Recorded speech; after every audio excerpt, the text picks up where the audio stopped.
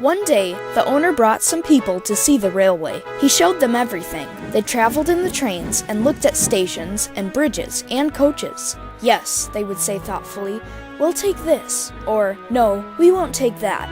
They made notes in their books. Peter Sam whispered to Sir Handel, men came and did that on our old line. And then, said Sir Handel, soon afterwards, it was sold. Finished Peter Sam mournfully. Peter Sam didn't sing anymore. He wanted to cry. The other engines were sad too.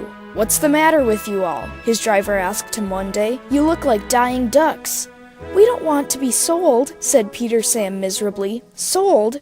The driver was surprised. Who to? To those people who came and talked about taking things. You silly little engine, laughed his driver. They're not going to buy us. They're going to take our pictures on television. And he tried to explain what that meant. Not going to be sold! Not going to be sold! Sang Peter Sam. He could hardly wait to tell the others. He told them about the television as well. And they were pleased and excited too, all except Sir Handel. I won't hold with it, he grumbled. Vulgar, I call it. Fancy traipsing about, making an exhibition of yourselves.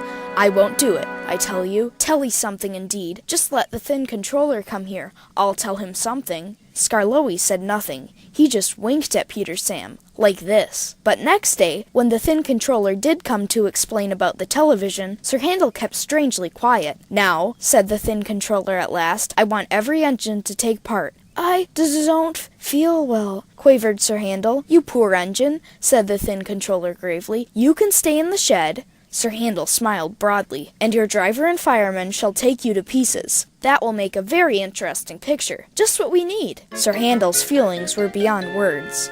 That's that, said the thin controller. Now, Skarloey, will you take Agnes, Ruth, Lucy, Jemima, and Beatrice? Yes, please, sir. I was hoping you would let me have them. Duncan shall have a goods train, while Rusty, with Mr. Hugh and the men, can show them how we mend the line. Please, sir, what about me, sir? Asked Peter Sam anxiously. The thin controller smiled. You, Peter Sam, shall pull the special television train. Oh, sir, bubbled Peter Sam in ecstasy. The television men built towers for cameras beside the line. They put cameras on Ada too, and filled Gertrude with wires and instruments. Some trucks, coupled behind, carried aerials and generators.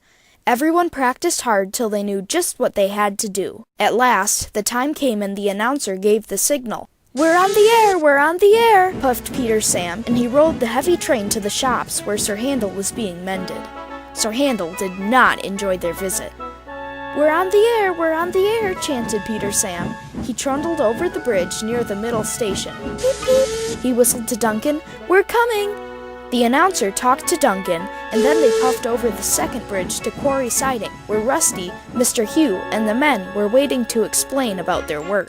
Soon they had to go. Peter Sam whistled, Rusty tooted in reply, and they clattered through the tunnel, rumbled over the viaduct near the waterfall, and rolled at last into the top station. The owner climbed down.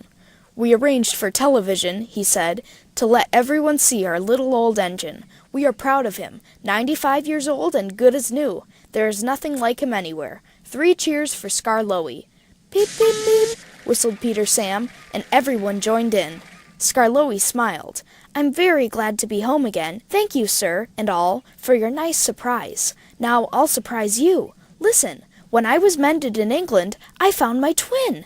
The owner stared. Is there really another engine like you? Yes, sir, chuckled Skarloey. There is. Another engine came to be mended too, called Tallylin. When the workmen saw us together, they laughed and called us their little old twins. Tallylin told me about his railway. It's a lovely one at Towan in Wales. Well, sir, they mended us both and sent us home, but I often think of Tallylin. He's 95 years old too, just like me.